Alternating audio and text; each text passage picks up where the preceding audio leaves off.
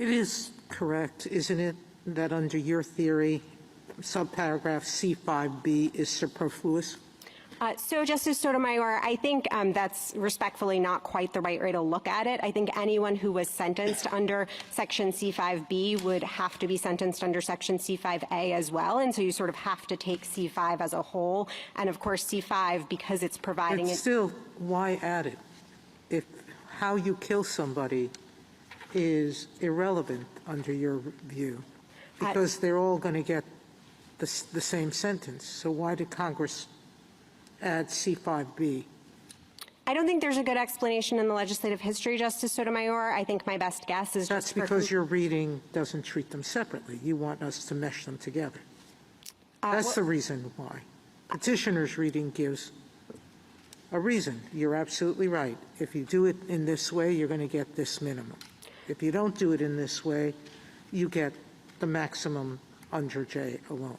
So if I'm understanding the question correctly, Justice Sotomayor, I think the difference petitioner posits between C5b and J is, everybody agrees that C5b has its own mandatory minimums, or excuse me, C5a has its own mandatory minimum. So then he says the work I'm that talking about C5b. Right, and he says that the work that C5b is doing is that it is requiring a consecutive sentence, whereas under J, that's optional. And respectfully, I just think there's no indication that Congress was seeking to distinguish between these provisions in that way. I think the far better reading is probably that Congress was just trying to be complete and make sure that there was no confusion, that the same penalties that apply in J would still apply if you killed someone through the use of the armor-piercing ammunition. Isn't the truth of the matter here that Congress just made a mistake?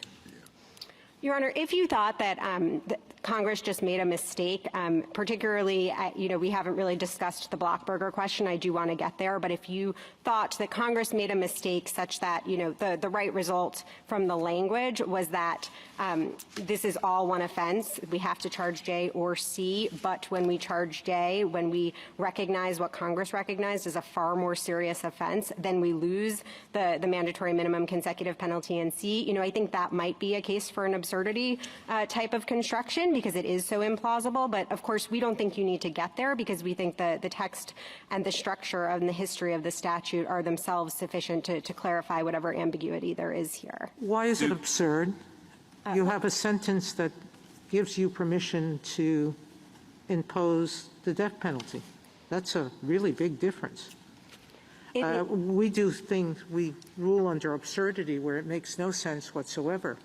The whole purpose of J was to give the prosecutor even more of a weapon, death.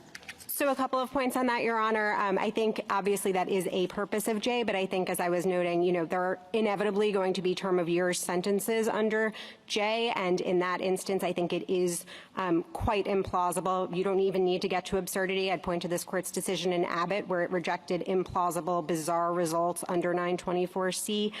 It's quite implausible that Congress intended, when you actually take the gun out and kill someone with it, for a lesser sentence to be possible than when it's simply in the defendant's pocket. On that, keep going. I'm sorry. On that, I just wanted to point out, my friend was talking about it makes sense to have discretion perhaps in the involuntary manslaughter context. A few points on that. One is that I think involuntary manslaughter here is really the tail wagging the dog. If you look at pages 9 to 10 of Petitioner's reply brief where he's talking about this, most of his examples are involuntary manslaughter. And then on page 23, he's talking about, the physician who is going to prescribe suicide-inducing drugs, and he brings his gun because he's concerned that the family is going to violently intervene, and then the gun goes off and it kills the elderly patient. I think that's so unlikely that should not sort of drive the train here. And I think it's also true that even that doesn't make sense, because Congress, of course, didn't want discretion when no manslaughter occurred. And so it doesn't make any sense to say you need it